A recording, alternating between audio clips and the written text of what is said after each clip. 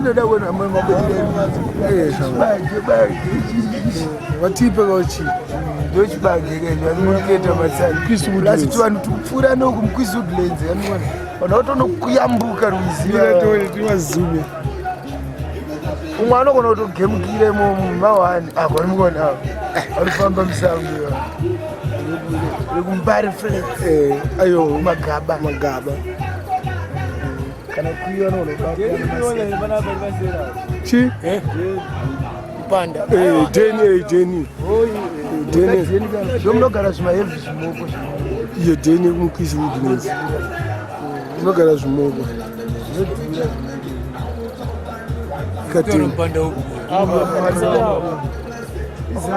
Kadeni mkwisi woodlands kune zvimararo mapandero mapandero kananga chiterera chemarara kananga chiterera chemarara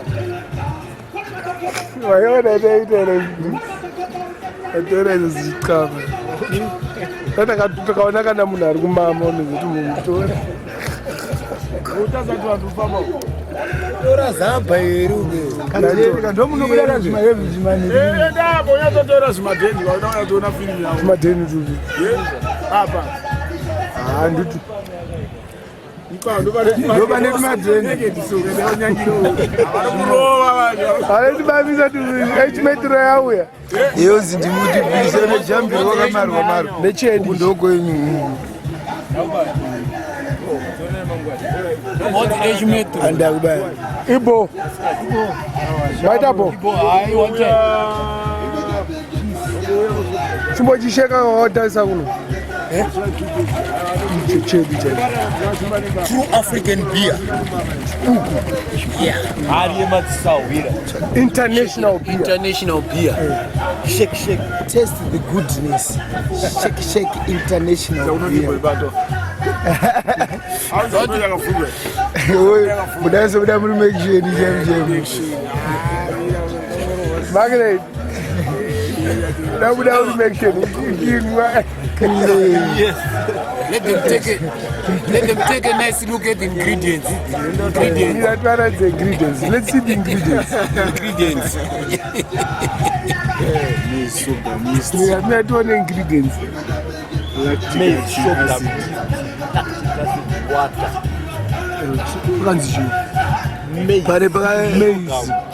Sorghum, yeast, lactic acid, water, alcohol, 3.5%. Zimbabwe cleaning.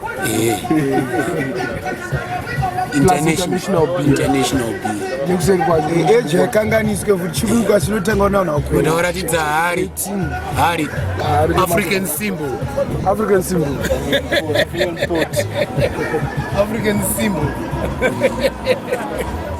Kondo symbol yacho kemuAfrica. Wherever you go sekuri kana even in South Africa hari iriko Kenya. Urikuzwa? Tanzania. Africa yese. Tinorowa zoduma. Junior D. Nchazi Junior D mapera. Except ndapere achamweni kutono. Ndaida basa rekumwa zvimadanda uri. Akanatika. Ndokusina ichi chete.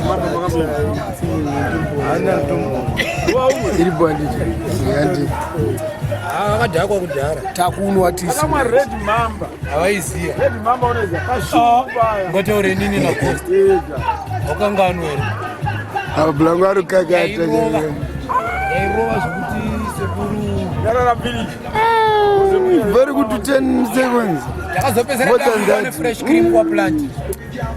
Iri se manga. Amkangarwe culture. Akazokuwa chichitonhorera. Topia manje topia ndaya kusema. Ndaulutsisa. Chitonhorera chamwari. Rupasha ndakakonzeresa. Ayayaya.